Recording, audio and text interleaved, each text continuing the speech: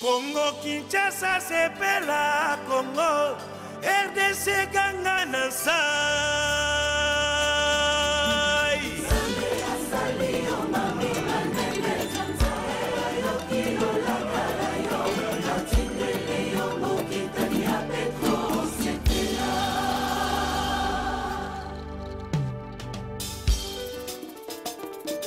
Béni soit l'Éternel Dieu Tout-Puissant de nous envoyer ton messager, le pape François.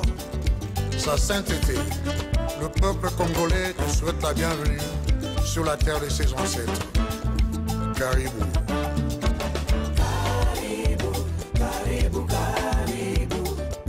Oye bolamo, jilwa jilenga papa. Ngisolo amote, caribou.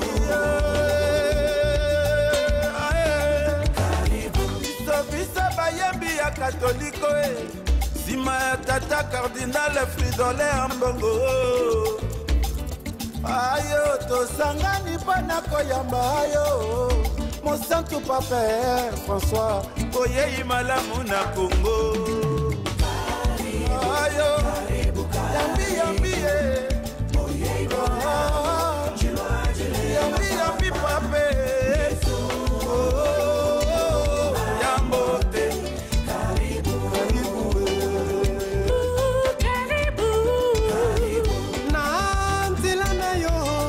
Santo papa Sabe akondani kambola bisa Bana Congo Kimia boyokani pe liboke Ezesika na Congo Karibu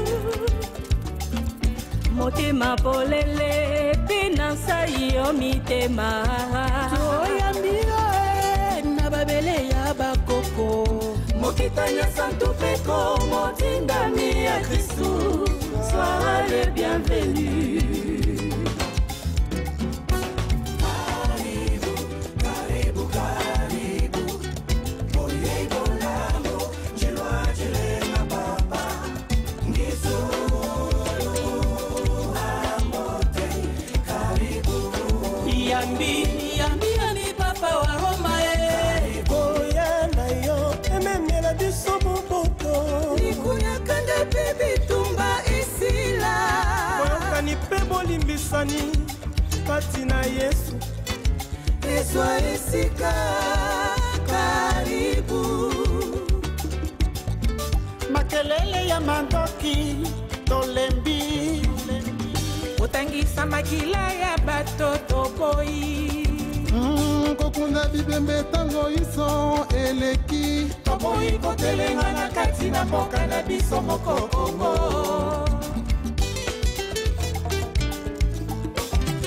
Caribou Caribou, caribou. Oye bolamo, jilwa jilenga papa. Ngisolo amote, caribou. Na mboka echa umalula mosengo pasinya Caribou, Tupesa isika na makelela mbonda Elindanda pesa Isika ya fololo ya bolingo Yango lekita ya bana Congo caribou, caribou. Karibu papa Jilwa jilenga papa. Ngisolo amote, caribou. Karibu Mokitani ya Santo Petro Motidani ya mwana Nzambe. Sois les bienvenus au Congo. Caribou, caribou, caribou. Caribou. Oye bolamo, jilwa jilenga papa. Ngisolo amote, caribou. Oye bolamu nekolo Congo.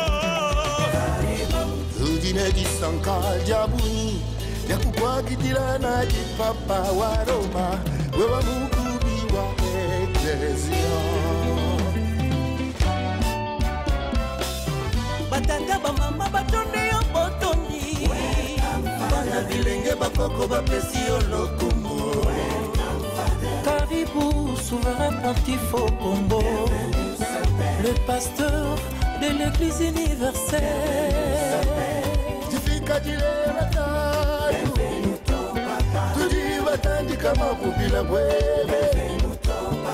Serviteurs des serviteurs, bienvenue au Congo, la terre de nos ancêtres.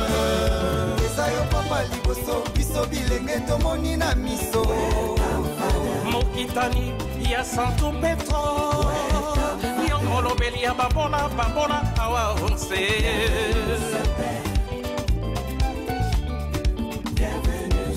Sentiamo l'alegria di accogliere il Santo Padre.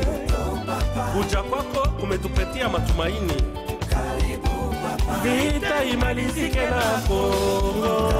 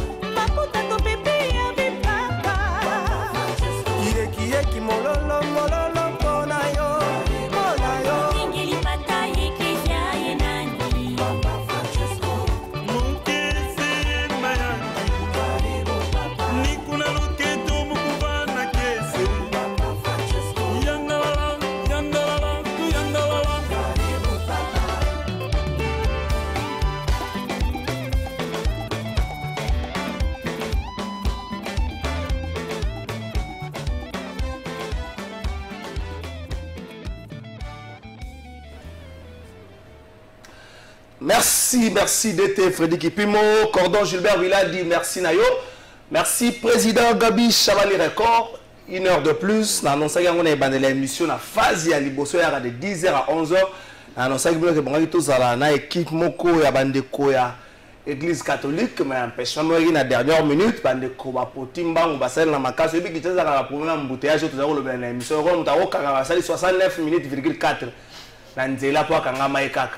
Mais au moins, bandeko baye, le roi baye, on va dire chrétien, moi na tika bango baete, ceux qui baye na tata sango, balusaka tata sango boy, weekend peso banda kalamingi to yo comme dimanche boy li Eucharistie ya momoni tata sango te bo bongisa o sala bonne. On va to yami bango 1 heure du temps mobimba.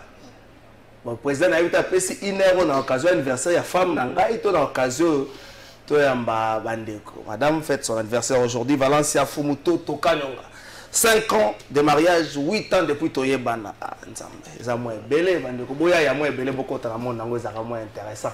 On me dirait une journée sans ça promotion à femme naebo ça se fait rarement oui. Non ça promotion à femme nangai Valencia Kanyonga Fumuto la mère des garçons, des beaux petits garçons. Soukanabana. Kosanabana bongo zo ke lengi ya kozana mokili.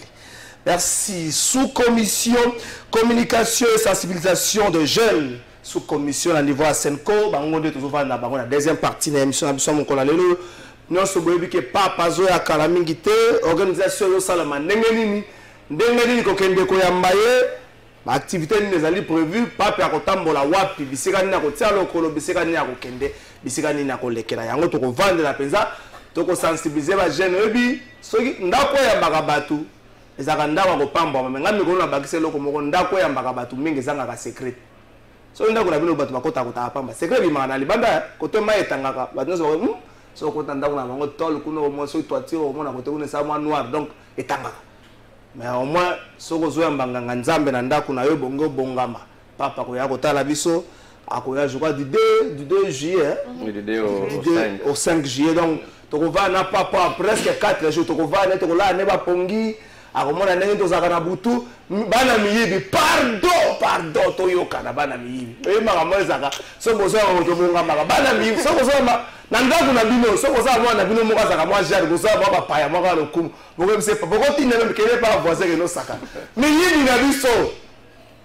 na biso pardon nezaboye na kongo toza na roi belge miyibi na biso bolimbisa biso miyibi ya bamilio bolimbisa biso miyibi ya balabala PCR na biso service de sécurité na biso roulage et autres bino bomesana mo boye bolimbisa biso po bapaya bazali eza teke délégation papa les oya boye bakangi photo moko bo roulage moko azako tia loboko na voiture ya bato ekozala soni elongi nokende na Vatican ekozala soni makasi bandeko mpenza toyokana bashege na biso pardon bo éviter ba grande route bo éviter de grandes artères ya capitale bo éviter ngo po papa kolekela kula entre ya ndolo toyebi ndenge ezalaka sosoko balukela ngo na nsima osoke kota ya soni te kuna ezalaka mwa bien mais soko balukela ngo na ndenge ya nsima pardon toyoka na mission ya lelo bato babengi babi place wana ya mwa 35 pour roulage baza wana général kasongo mokumba eza ya yo bobongisa place wana roulage eza wana mwa tenye eza ta mwa sola lokumu mwa tenye eza ta mwa bien oya komona tenye ozobituna oyo eza nini pardon surtout na likambo ya dotation bato bakozala mpenza tobongisa omoni bachevaux na roi ndenge bachevaux basalaki cheval aboyi kokende naboyi na ngai ya nzala ya moye naboyi na ngai ya nzala ngai te bino momonaki image congolais mpe eza motema babi teke lokola pape oye otya baproblème nyonso so boyoka congolais ya idps azofunda cardinal epa pape ote pape biso awa na cardinal tozoyokana te azokotela mingi fayulu azokotela mingi eza makambo wana te soki bayambi mopaya bano balobaka ebeli bapanisaka bankimia bakotinda meme pa voisin ngai te nendela moto kotinda bato bakonzi maboko milai te kotinda bino pa voisin oyo mokonzi moko soki aleki kota mbongo emonanaka te na papa wa totindi otata na brasa ata 2 jours ezali kaka mpona prévenir bandeko ya maboko milai na miyibi na biso 3 invités mpona plateau na biso ya mokolo lelo oyo nabanda napesa lokumu na monsieur l'abbé nde moto ya liboso na kopresente bino monsieur l'abbé Victor Ntambwe napesi yo mbote monsieur l'abbé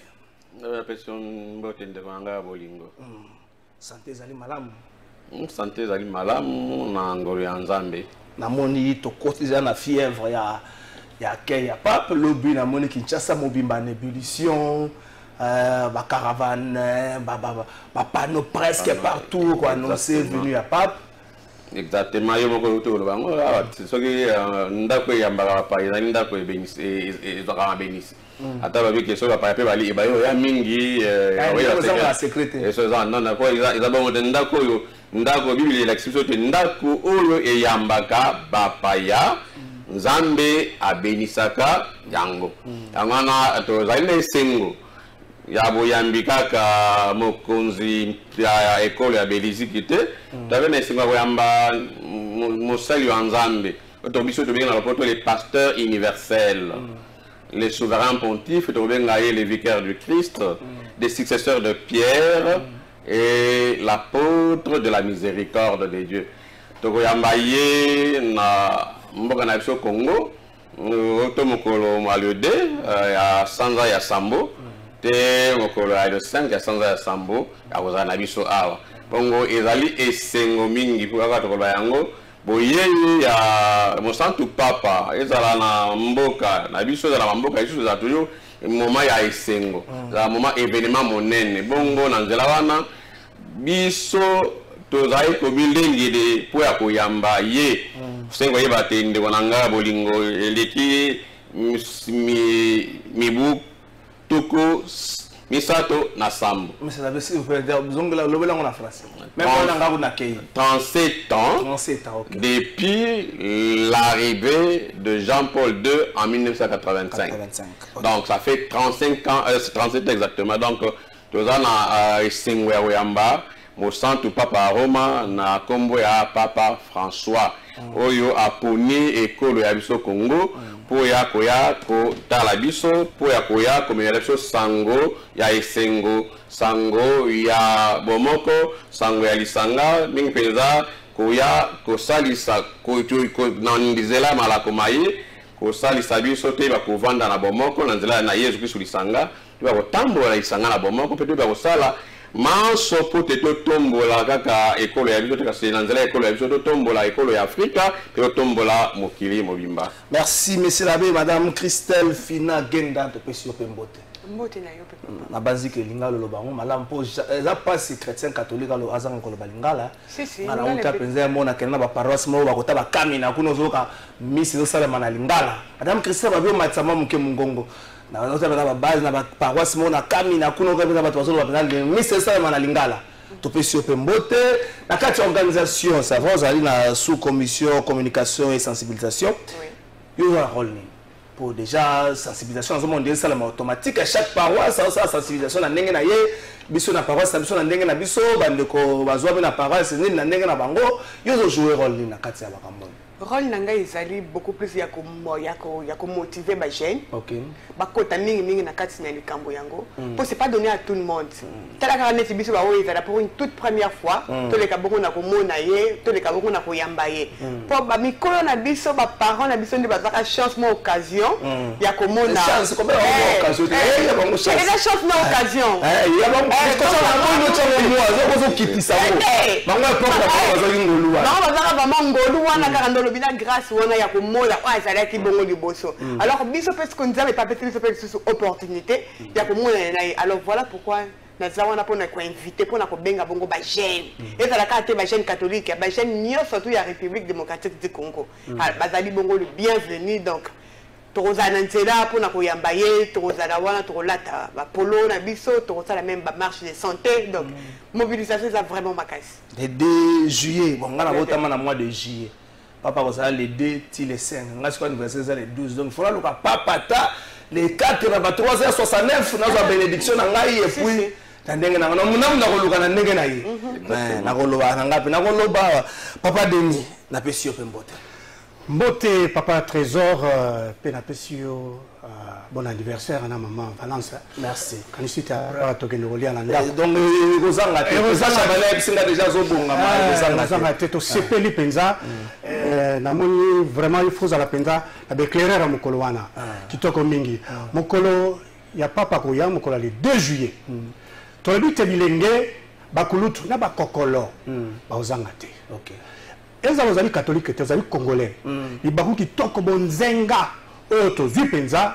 na kanisite tozali komilengele tobi boye na niveau ba paroisse topesi bango obe condition babale condition liboso eseni koyeba te mokolo ya misa oyo kosalema le 3 kuna na libanda ya pepo ya ndolo nazolenga na kota pe na boloba yo sikota kitoko kuna penza tolobi boye misa ko banda na ngonga ya 8h du matin mais na ngonga 6h bikuke na leki moka bisenga o Rwanda ko 4h ko la loba avec ma raison pona ngonga ya 6h bikuke nyoso tokangi bon kokote ko zala te déjà na 6h na ndolo kokote ko zala te déjà bon ko kote motuna kitoko tolobi boy na bato oyo ba kozala veillez ezali OK na Saint-Père ye mo veille oh kitoko te ba précision taille la veille wana bato ba kozala déjà esengeli kaka to continuer kaka fetiti na tongo pe to kobi mais ba on ba kozwa ba disposition pour to bita na niveau parole esengeli ba milengele ba sala teza la kitoko c'est-à-dire fete ndeko tali sebiso pe le fete bandelo déjà fete bandelo okolo wana ezala etali déplacement ba transport ezala ndenge ba koya na niveau ya ba curé ba ko bongisa yango pote so bazali musika ba ko la na ve ba participer so bazali pembeni ba kolonga 5h 4h30 ba ko sina ba malembe et puis to sali o sengiri to lo bara biso to lo bara to ko zala meke soko zangi bana déjà au moins pourquoi na zaya ko lo ba pardon bato nyonso ya mabe ya biso bobomba na bomba tango bato bakolongwa 4h déjà te yo une position na machette no tere mozo zela ba Kristo bazo kene misa pardon bato na biso makambo mabe eza simple mutazo ya mboka pardon Saint-Père na oyakana kozala liste ba o bakonzi bayokanaka te bamiyokanaka Saint-Père ta bakozala na kotanga bango jour Saint-Père akoya Saint-Père tel bayokanaka te tel bayokanaka te tel bayokanaka te luko vandisa bango loka bango nyonso batosaka yo bagumbamaka liboso na yo bosolisa bango. Monsieur l'abbé, arrivé ezali mokolo ya le 2 mais toyeba Saint-Père akokita na ngonga nini. Quelle est l'organisation premièrement autour y a arrivé, c'est-à-dire aéroport, tout le monde kotala koko yambaye organiser ça le mandengeni avant to koma na bisika ye ako sala la misa bisika ya kotia makolo bisika ya kotambola organisation autour y a arrivé à Saint-Père ça le mandengeni. Merci beaucoup ndeko pandistango pour mutuna papa mosantu papa Roma akokoma na Kinshasa na ngonga ya 16h nga 16h bongo akoyambama na nkumu wa ekolo pe président de la République pe na ba gouvernement pe na ba épiscopo une penza na cardinal oya na préséance na cardinal Frédolin cardinal na ba épiscopo ya 5 sima boyambe miwana nde mo centre papa rozwa nzela mobe nzela ya yete na palais de la nation. OK, à 16h. Bon, voilà, moi, c'est que j'ai peut-être appelé na moi il ngama kasi. À 16h pour la programme et salameli à 16h30 peu pour na ekiti. Bon, va saluer mise en place et ça a déjà terminé avant 16h et puis après accueil et salima si ma accueil à président de la République, bah présentation à membre du gouvernement et accueil à 5 et puis allez. Mon centre papa côté dans mutu ka to bengi papa mobile pour to bakyo so ba mona ye donc ko pepa ya côté na papa mobile biso ba Kristo ya yamba catholique ba Kristo banso eza yamba catholique to na bato motema mwana to telemi zonga na nzela na ba drapeau la biso eza ya Vatican eza ya Congo to zali ko pepa te eska mon centre papa akoma na palais de la nation habite à 17h, à commune à Palais de la Nation, à 16h, aéroport en Djibouti. Oui, mais à escorter, il y a un timing quand nenge batu ba ko benga ka yeba pesa rembo teza mwa rukanga na hotel mo cortège hotel ma to invite cortège hotel ma et tam na monte ka se okene na et rouler de manière oui oui alors les programmes pesa mes protocoles pesa ni wana 17h 45 ayamba mina mkumu wa ekolo et puis après akoyamba ba konzi ya ekolo puis akoyamba les Dewana na palais de la nation bien sûr et puis après on a 18h10 akoyamba ndeko na ba jésuite kazali moko ba jésuite akoyamba ba annonciature apostolique parce que palais de la nation na annonciature za mosikate on a parlé de l'annonciature et puis on a mokolo na mosalimo nini moleki bon mokolo ya le 3 moko ya twande misa ezali mama ya likambo bon to yevite tout le monde kutba busu balwaki te mosantu papa lokola mbola ese pusani na mboko na zana ngona niveau ya genou akoya te non mosantu papa bi akoya pas kosala misa akosambela misa pe akokina Goma bon tu akoya donc le 3 déjà le 3 juillet tozana ndolo inene ya misa na ndolo lokola ndeko Daniel Lobiango misa ekobana na ngonga ya 8h zoka nde toyebi na misano ya Vatican te soki misa ebandi na ngonga ya 8h par exemple bakanga 2 heures plus tôt bakangi nini porte visible nyonso bakangi yango ezali bon Vatican monta mona na mena kongonda ko mona makamba ba kanga 2h mais maman ko kuna 3h68 akomi déjà vandi azozila ka bakangi na bakanga ça veut dire que so bakanga 2 heures plus tôt bakanga na ngonga nini ya 6h mise en place terminée bato akoti na 8h juste misa ibandi misa za obele na ngonga ibali 2h 2h ça veut dire 2h misa ici 8h30 à 10h à 10h 8h juste à 10h c'est yamana babite mokolo na mabonza et vous avez mbaté oui pas maté misa za na 2h pe to sengé ko sala makasi ba bazalana pour éviter ba déplacement wana ba mobiliser na ba nganga nzambe na ba nkumu ebele pour ya kokabola ba Christ nous autres mo konzo Jésus mo kolwana pamba pour te mutu na quartier soki inter ak na quartier 32 quoi habiter ndolo et kozala compartimenté na 32 zones 32 quartiers donc kozala bongo mutu respecter ya wana mobilisation za osala un peu na niveau ya église ya Kisasa oyo commission de ya bilenge oyo kambi na abe Michel Bwanga et puis na directeur à centre directeur adjoint à centre Lindonge bango pe lokola baza ko mobiliser ba jeune pambate si marana to lokola to biango les 3 mais les 2 veiller aux alaguna veiller à l'osambo donc papa kozala ozala te pour mater ozonga na programme na yeko fatigué mais avec papa ozala les 3 mais biso veiller to na veiller pour les 2 de 2 au 3 tu na veiller ingo bato za losambo katechese ko pesa na ba episcopo basalisi ya Kisasa et puis banzembo akorale ko banzembo babale ti ngoto za na veillée de prière nuit de prière lokola ba yekoli mokolo za kozela quitter limo centre to veiller alors mokolo mwana les 3 ndemi sa ko sambelam bon si ma misa mo centre papa za na manaka te santo ko misa la beso que ça secrété sempre ko vanda pe a Kinshasa. Mais Saint-Père, tu veux ce qu'avant ce gars. 85 pas de bélo bâton. C'est le centre papa à Kovanda na nonciature apostolique. Et sika ba papa ou Jean-Paul II, d'ailleurs Jean-Paul II mbalayi balia avant daka.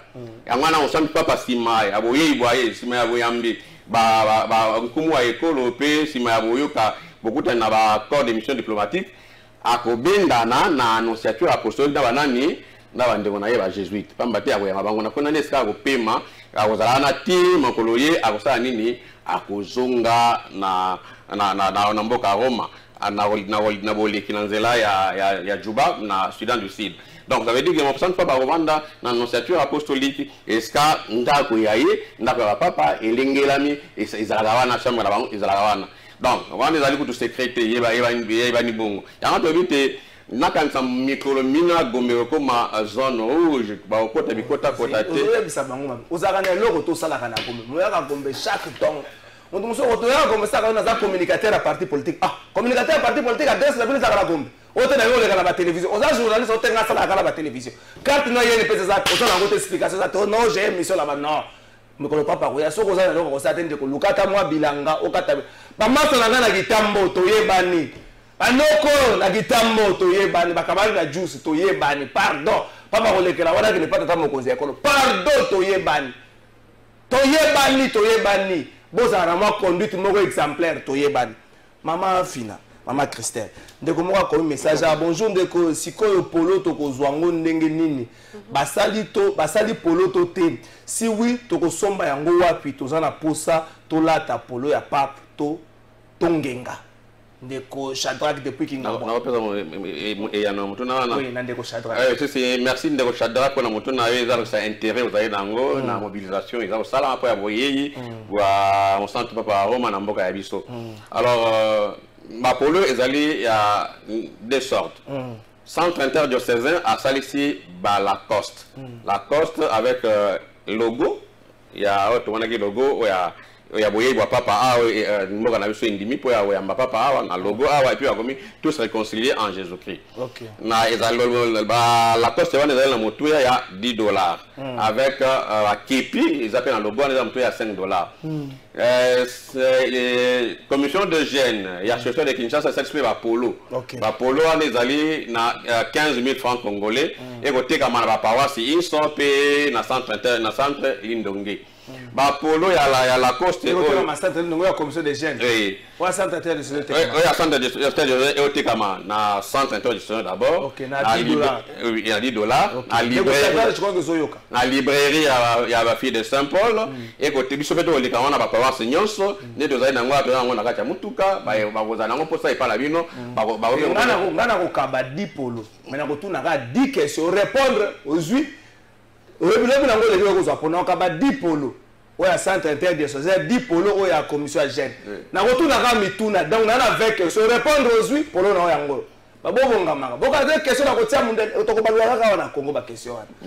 Donc tala moi miyano betali motuna ndeko Shadraki po ya mambi matali ba polo ezali yango na biso ba susé kozana yango ala kosa ya kitoko ba polo ya kitoko ezali lati yango polo ala kosa ko oti kala pe po ya ba activité mususu ya ba jeune ya ba rencontre ya ba c'est mobilisation le gato bien ngozana ba pawas nyonso mobilisation yango ko pexate ke biso to le capote to beta sur 7 dans le camp de mobilisation parce que tout le monde ba banderole et bouti bisika biso na ba pawas inso ba banderole et bouti donc to koba na mobilisation pour te ba kizo ba teza le cambo ya c'est un grand événement. Un événement événementiel. Donc en fait, ça fait 37 ans, tu l'as dit, et ce sont nos parents qui ont eu la chance et l'occasion de voir le pape Jean-Paul II, aujourd'hui Saint Jean-Paul II. Mais aujourd'hui, l'occasion nous est donnée, nous est offerte gratuitement de le voir. Il y en a qui payent leur billet de Kinshasa, de la Chine, de Canada, des États-Unis pour venir à Rome et voir le pape. Comme on l'a dit, voir Rome et mourir. Il y en a qui viennent uniquement pour assister aux différentes catéchèses du souverain pontife. Maintenant, le souverain pontife fait le choix de venir vers nous. Quoi de plus normal que nous puissions nous mobiliser pour lui réserver un accueil digne, un accueil chaleureux à la manière des Congolais. Frère André Wembi, abotama le 7, donc le 7 juillet, et sengo ya kobotama na sanza oyo pape azoya kotala biso awa tozali mingi te. Ah, mes frères, on a mis le bel yomo, tout ça, basé belé, abotama ngamo na botama na juillet, tozali belé, abotama na juillet. Donc frère Anda bilongo déjà mi beneli bénédiction la ndenge na. Maman Christelle, bilenge ba milengi la ndenge nini. Tata Samba pesi makambo ndenge ne ko salema. Siko bilenge ba milengi la ndenge ni. Bato ba kotelema lelon ya nzela, ça va ba lo ba police otekama à centre interdiocésain. Et puis mususu na Santa Lindonge ezotekama kuna centre interdiocésain Santa Lindonge pe na ba paroisse donc $10 na centre interdiocésain na Santa Lindonge ezali 15 000 francs ezo dépendre na batenaire ba sali biloko na bango batu batelema ndenge nini batu bazala par paroisse batelemi na ko sika ba kobima soto zwinzela papa kolekela donc soto uti boulevard Lumumba koti Sendwe à côté triomphal à partir de triomphal à 24 et puis bazu boulevard du 30 juin pour pas qu'il ne tina magasin qui tambo pas qu'il n'est pas chef de l'état et ce conseil là c'est là wana bato bazwami na mama musika nzela de ko bavali par exemple na mama Mobutu na cité verte na cité Pumu na Masangambila donc grande rue za musika na bango basala nini ba milengele bayati esika papa kolekela to ba milengele destination aéroport. Déjà quand tu moko na koyoka yo boiso mi pesa déjà réponse na motuna na yo. Oh.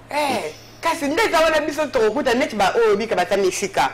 Ba koyela net ba koza ba bis tokuta ya net na aéroport. Na aéroport wala toza na kati ya aéroport te. Toza la bongo na libanda ya aéroport nde mona kaka na Rwanda ke salemaki. To tele mabongo na boulevard wana. Biso tout tokopepa todo sepela bongo na arrivé à papa na biso.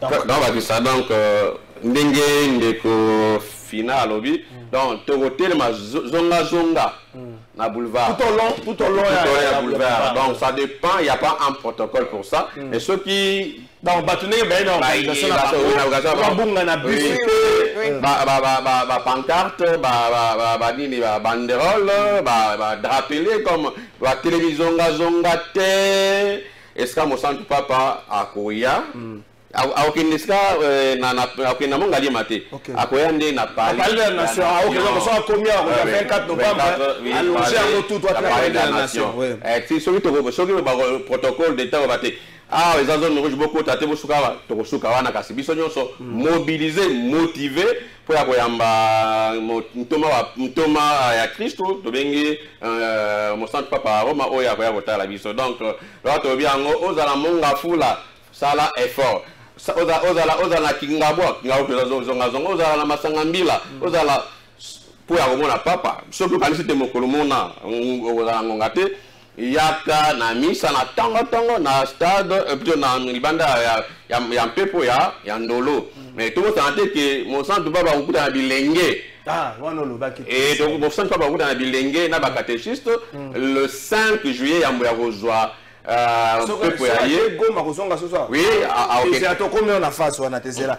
Ezande ko Farel Wata motuna na ngai zali ba côté ka ba polo apinde ko balobi na centre Lindonge pe na centre interdiocésain na ba paroisse na ndenge. Na ba paroisse donc OK na paroisse na yo Luka yango susu bonjour zangande ko Farel yo wana kaka les deux wana zali mbotama na ngai bénédiction.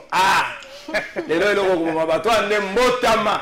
Donc yo suko faut ça la stratégie yo faut ça la koza lokola za cheta mataki likolo yo koza likolo te likolo nzete pembe na aéroport wana ezate po mura ko ya kolata yo yo za na se o ta la sortie ka ta ngwa ko ma yo lobana na munoko nyoso ko la munoko lobana papa lelo za mbotama na nga pambola ngai sukela kaka wana ne ko lekela to yebite mais il y a besoin de stratégie ndeko nanga Farial papa Dani Deko Trésor namoni ba député ba yembi ya Polo Balenza azade ya député namoni na clip na namoni ba député catholique na yebi mo lisanga on a kana na bango ta mwa 2 3 fois ba yembi bilenge na kisasa ba ko s'organiser ndenge ni bilenge na bilenge ba na ba s'organiser ba sala nzembo na ndenge na bona mo na monde ko ma ko menga ke ya sala nzembo asuka na ngwara banda ba ba sala nzembo na ndenge na bango ba na ba s'organiser na ndenge na bango to ya une structure oh peut-être zo ya ba proposition ya bandeko en terme ya banzembo en terme ya makani sivona ko yamba kaka Saint-Père. Deko Trésor on a canicité to sepeli mingi na mutuna to lebi boye to zuri bako monene oyambi doublement oyambi commission sous commission mais oyambi pe tando catholique a to za représenté par directeur général Ndeko Hugues Azali na ngambo pona ko talisa te soki nzembo ebele e uti na studio e bimi kitoko problème ezali te ba media na biso ezali pona ko yamba de to yamba nzembo noko polo ndenge to yamba nzembo corporation to zali wana pona bino ezala radio ezala télévision ezali une sensibilisation sensibilisation to chaka gante gaizate nazo zela nyoka longwa yemba ya Josar nazo zelo yemba na moni redia yembi nazo zelo yemba kitoko yamba to libite awa to zali pona ko soutenir ba initiative nyoso sario nyoso Ote ezala malamu. Ya to lebite etali biso, c'est notre affaire. On a besoin qu'elle ya ngona soli initiative ya kitoko ezali. Ba pota ba déjà mbango. To zali wana pote elongo to tele mangui pote le place wana. Ezala meke esika ezala te. Bonjour ezanga Freddy depuis Maluku tozana esengo makasi me basengela biso kimia na est. Ande ko ba komkolo ba to senge bo sengela bango kimia na est. Bonjour ezali ngai Ndeko Shadak na lingina lobaboye papa akoya jo Ndeko Shadak papa akoya l'aider donc papa akoya l'aider ndeko na ngai donc tozala awa kozala kuna te. Bonjour ngai Ndeko Christelle na lingina tuna maputa ezate kaka ba polo mama Christelle ndeko pa komi komone pe mama Christelle maputa ezate kaka ba polo Maputa ezali. Je pense qu'il peut la Maputa, mais il sera déjà disponible dès la semaine prochaine. Ok. Oui. Donc seulement pour Babé disponible c'est un exemplaire moi on a tenu mais ça les puta moi yango. Ko sombe pas na ngate. Ko sombe ze pas na ngate ko somba ba côté la même adresse. Et puis pour la paroisse bino ba téléspectateurs bazo bengebe to kotika numéro bunko à chaque fois que yo zo recevoir appel par rapport à achat wana de yo repesa ba numéro wana de to yeba ko livrer bango yango. Monsieur l'abbé, le message ya papa ya makasi ba to bele ba ko ko ba sengela biso kimia bo sengela biso kimia na est. Les Saint-Père akoya na message ya pe bato bazo pointer di domi ko lo Rwanda to lo ba politique te na lingi makambo na te parle to yambula penza ne ba kongo ba yambula penza ko message ya makasi parce que partout Saint-Père ataka makol na e soko tel na ba média ya bande ko na biso a libanda au-delà de la quête de l'organisation de tout il y a toujours ces messages qui captivent les médias qui intéressent les communs des mortels. Le pape arrive à Kinshasa, en République démocratique du Congo, pendant une période de crise où la RDC est agressée. Est-ce qu'il faut s'attendre à un message non seulement de paix, mais que le pape soit cet avocat qui va plaider pour la RDC au niveau de la communauté internationale? Je vais vous faire rire, je vais vous donner quelque chose de banal. Vous savez pourquoi Jésus a pleuré? Ouais. Vous savez pourquoi? Moi j'aime le et après. Jésus a pleuré parce qu'il a vu la souffrance de longue Marthe et Marie. Mais il ne s'est pas limité à pleurer. Il a ressuscité Lazare entre les morts. C'est cette partie-là qui m'intéresse le plus. Est-ce que le pape sera ce défenseur des Congolais, cet avocat que les Congolais ont manqué depuis un certain temps? Oui, en fait, qu'est-ce qu'il faut souligner à cette question, c'est que vous constaterez qu'il n'y a pas que la RDC. On a beaucoup de pays au monde. Mais le fait de choisir de visiter la RDC, c'est déjà un message fort. Ça veut dire que le pape, comme nous l'avons dit, vient en pèlerin de la paix. Et avec tout ce qui se passe à l'Est, je crois que ce qu'il faut retenir, c'est beaucoup plus le message d'espérance. Au-delà de cette souffrance, il ne faut pas avoir peur. Il faut continuer à espérer à un lendemain meilleur. Et nous sommes sûrs et certains que ce lendemain-là, ça va arriver. Et ça veut dire que le pape arrive non seulement comme le thème, la thématique de son voyage le souligne, tous réconciliés dans le Christ, mais aussi quand on est réconcilié dans le Christ, c'est pour vivre en enfant de Dieu et en enfant de lumière, pour mettre de côté nos divergences et tout ce qui nous sépare et privilégier ce qui peut nous unir. Ça veut dire que au-delà de cette guerre, de cette agression, le pape a dit qu'il va venir. Je crois que nos amis qui agressent notre pays pensaient envoyer un message fort au pape pour dire que ne viens pas, si tu viens, voilà ce qui t'attend.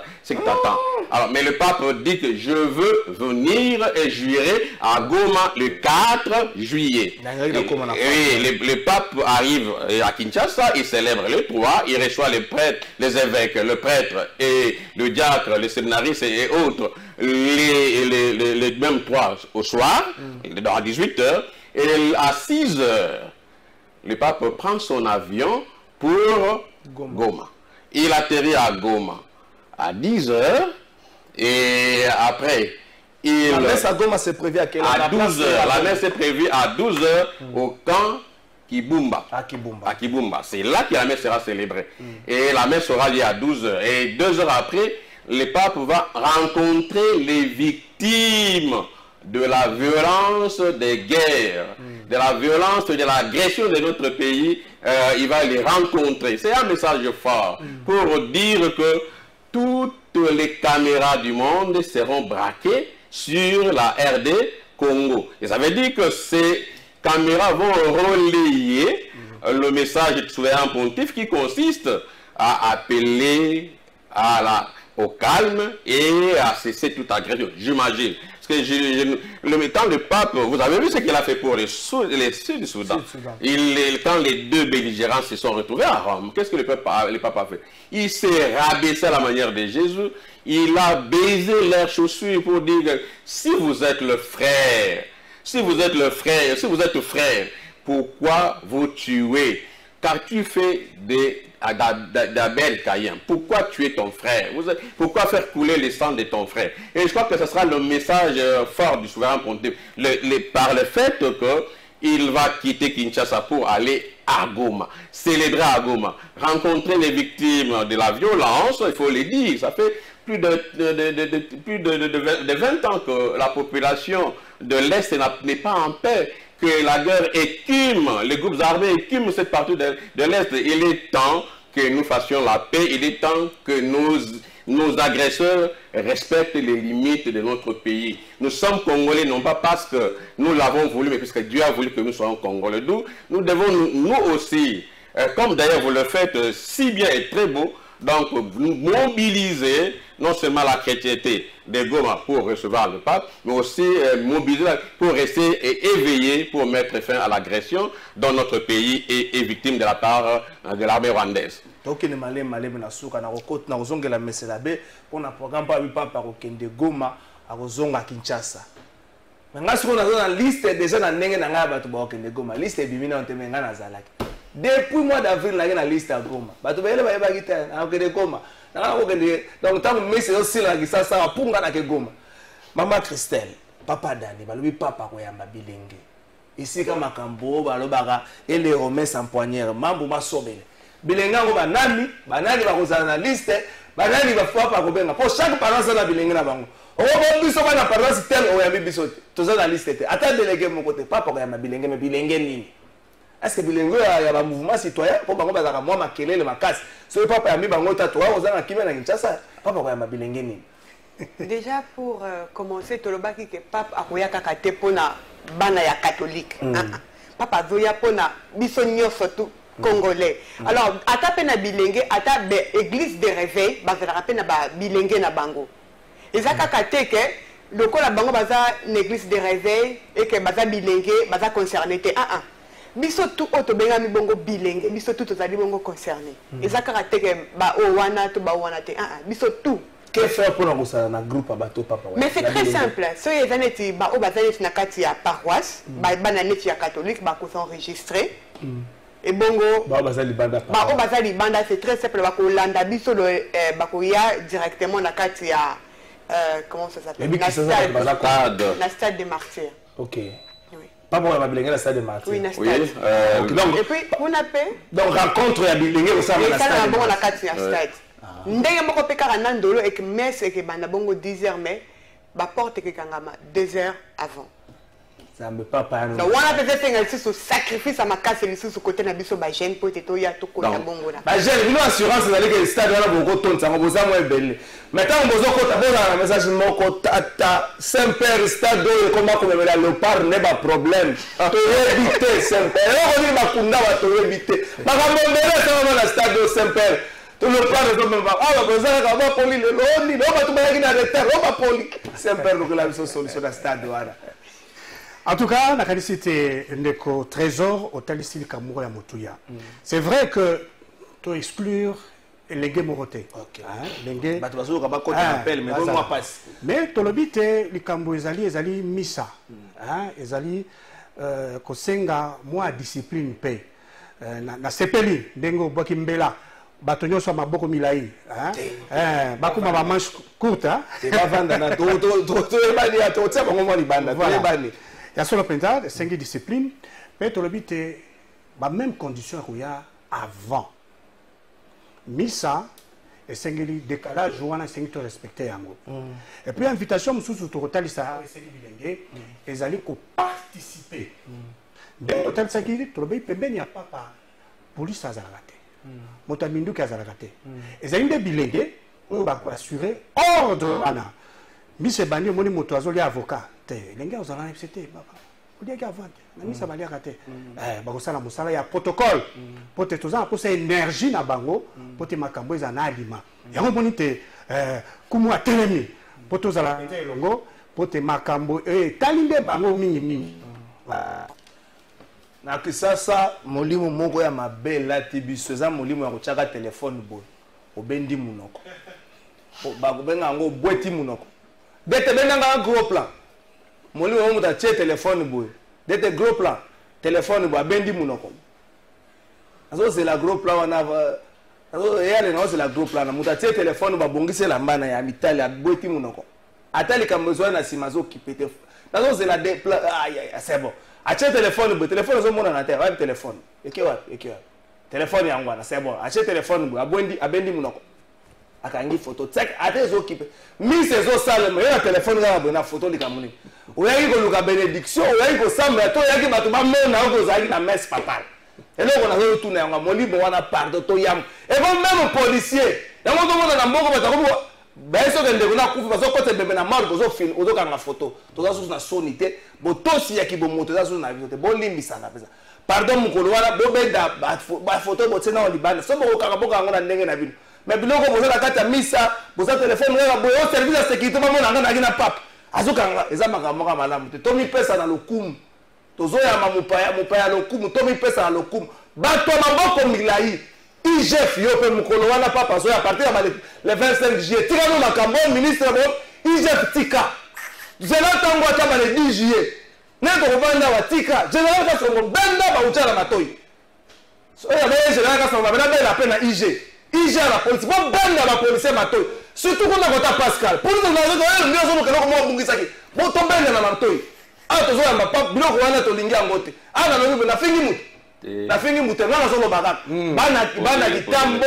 bandeko na biso baluka baluka na villa mikolo basi balobi bo éviter on ka te police ya kokanga bino moko bo éviter uzo kutambo na villa ni ko saka loko on est quartier des choses akane côté de côté barone bazo ka bazwa on zo tambo zo lukango to yokana to kota na kimia to tambo na kimia bato ba okende misa ndolo au delà c'est vrai ba ko sala misa mais c'est sika ba pour ya ba militaire ndako ba militaire balobaka discipline la mère des armées soki batie yo sika vanda wana okende kotala bavio oyo se retrouve bakangi yo aboke na ndolo tamususu boyebi te ndolo esika bacivile te ndolo esika bamilitaire yango moni baorganize bazobartelemi sur la discipline batie na esika moko vanda wana oyo namonaki avio moko namona yango na filme soki bakokanga yo nakotala yango kuna okoti na kati bakokanga yo mpo ndolo ezaka na bastratégie ebele c'est l'armée là c'est la force aérienne ya République démocratique du Congo donc okei nayebi esika vanda wana olongwa na esika nakokula commune oyo papa baboyi yango okomona ka kire na bino liboso na bino okomona ka sango na bino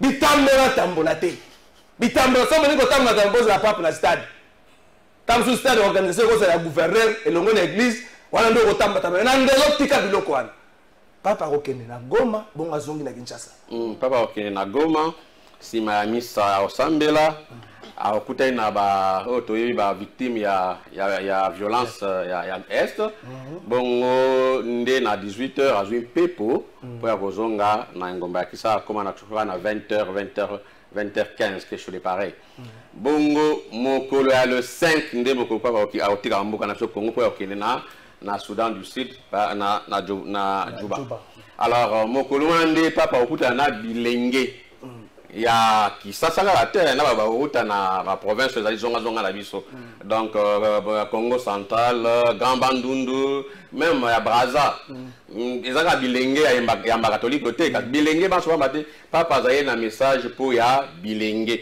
azaka ko ya bilenge ezaka ko na bilenge ezaka na ba catéchiste aussi ba pesa ba na maloni donc to bi ke e ko sala mawapi na libanda ya masano yapi ya martyr e ko bana na nini il y a 8h40, donc papa comment à 8h40. Ce papa comment à 8h40, ça veut dire que à 6h40, Batangi Bizibeli, mise en place terminée, et puis tous élaborés, voyez, Nanzembo, Namabinati et Agoya, to Yambiye, a fait ce message, n'a pas batté, et sur à 8h40, à 8h40, na 10h, à 6 messages, naïe, à jouer un peu pour naïe, pour aucun appui, na Juba, na Soudan du Sud. Donc, il y a na société ya Kinshasa tozala milengele eza la commission diocésaine de jeunes balengeli to bengi marche de santé et on il y a le 19 juin le lenge ya biso ya koloba boye bolamo na ekobanda na selon les régions apostoliques ne ba peseli na ba président des canaux il y a ba région apostolique donc il y a ba doyenné puis ya ba région apostolique. Et puis, on a point de chute, point de rencontre là bango. Bon, le 25 juin, Kakawa, commission diocésaine de Bilenge, qui ça, c'est l'Engelipé carnaval. Le 25 juin, le 19 mars, le 25 juin, carnaval. Carnaval motorisé, avec les jeunes pour attirer encore davantage l'attention des jeunes sur l'arrivée du pape. Mais, Boubeke Mokolomona, c'est qu'on est à Fungoli festival, puis zonga na stade de Martyr. Voilà le 25. Le 25. Le stade de Martyr, on est dans le programme, on est là, nous faisons le 25, c'est là mon connaît. Eh bien, puisque la zonga tout à libanda tout en quantité. Donc du 25 au 7 juillet. On a festival il y a 5 ans.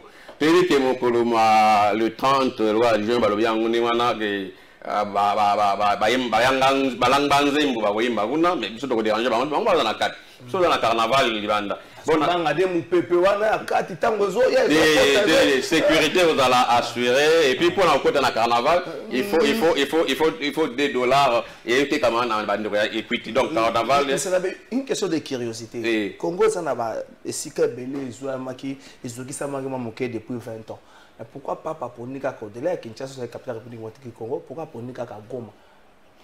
C'est un tout le bateau qui peut battre mon yele moi écolo mon itali mibu miike penza na passe makila mabana ba écolo makotanga presque mikolo miso yangwana musantu papa lobi na kokende na meli bango sango ya esengo babanga te pasi eye bakoyoka lelo osala nini ekosila mokolo moko c'est le message for yangwana mutu na baki mais en fait qu'est-ce que l'arrivée du pape apporte à notre pays mais c'est cela non tout comme je l'ai dit toutes les caméras du monde seront braquées sur la RDC. La RDC sera à la une des journaux et des informations. Ce qui revient à dire que message papa yo mam super roloba toko senga kimia eleki na TV5 ba konjoana ba yoki yango ba bakanga mokili yo mswa ba toko senga boboki na mboka zero leka loka tubonya ngo na boye ya wa Philippe non to yo toko soko tala bitando bike mikolo na mboka ya papa yo ngona ba kongolo ba koloba tolingi ikoza se bongo na musantu papa Roma oya ko memela biso sango ya message ya espérance ya elikia to bangate passe oyo itoko yo kamokolo moko ekosila. Merci monsieur l'abbé Victor Tambo ezaki lobano suka maman Christelle papa Dani 10 secondes osukisa message ezali ni babi marche le 17 carnaval ezali le 25 et puis le 25 festival le fongwa na stade de Martin Zing en fait n'est-ce pas de stade de Martin message ezali 10 minutes na bin osukisa message tu vas carrément quand au sengi na bilenge nyoso baya ko participer baya et ça la kitoko mingi. Merci papa Dani. Ya solo penza na kanisite Diana ko belele bilenge makasi mingi pe tolobite ezali libaku ya kozanga te okotala papa ndenge azali okoloba te na mona ka na télévision et occasion yango aye na mboka na biso yango na penza bilenge ba son bozala tolobi agenda to kale yango mokolo wana bongisa libumu ezala te komi kuna libumu komi compliqué te bongisa makambo nyonso po ba kozala et kozala kitoko mingi to bien bino banso.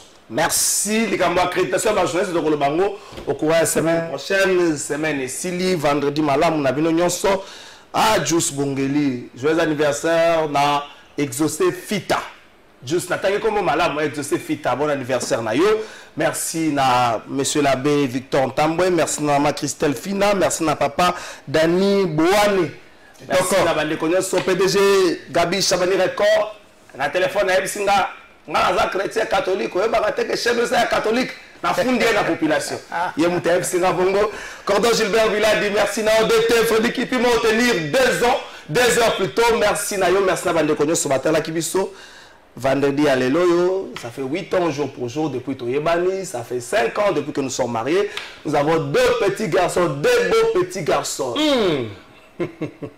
Rolls et puis Kulutunaye Kelian Soft.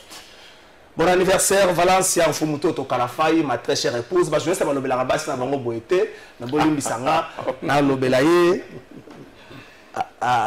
bon monsieur ici liba na ngalo baloka ba catholique to milengele malamu nzambe to yebi ngonga te to yebi mokolo te donc même pour na venir à pas to bonga malamu awa ba konzi bazoya na mboka na biso awa bata lokumu bazoya na mboka na biso bata maboko milai na kesa l'État peuple le la kaka ngam na funda bato ngayo na funda ke pas chef de l'État mais na mosala 2 semaines nazo funda pas pape le jour wana ko funda ko bando funda bato batanga mina makamba moyibi papa akokende yoko vine ko zakela ndi papa bato ba pomola ba kesa l'État bota na kisasa bilonga bato ndenge komi bato nyoso mona ka lokwa basana kanda nzokande moyi kaka te libumu ndenge komisa bato na kanda mnazo kanisa bebana ebite ndenge ni bakosisela ane mnazo kanisa ba ebite ndenge ni bana bakolia na poka mona ka de jeune forcé andako bele komona ba jeune forcé po lewa koleza te bato baleka mbala moko pe la losambo mokila le 21e siècle bato zo mbala moko pe la losambo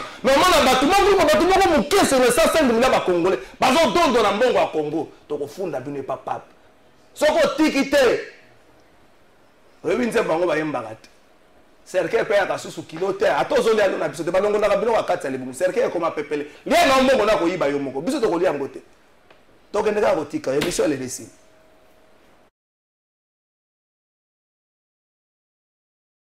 Pour la paix, l'unité et solidarité dans l'amour et la joie toutes les communautés nous disons Boye et l'amour Caribou Kwetu bienvenue chez nous Kwisa Yambote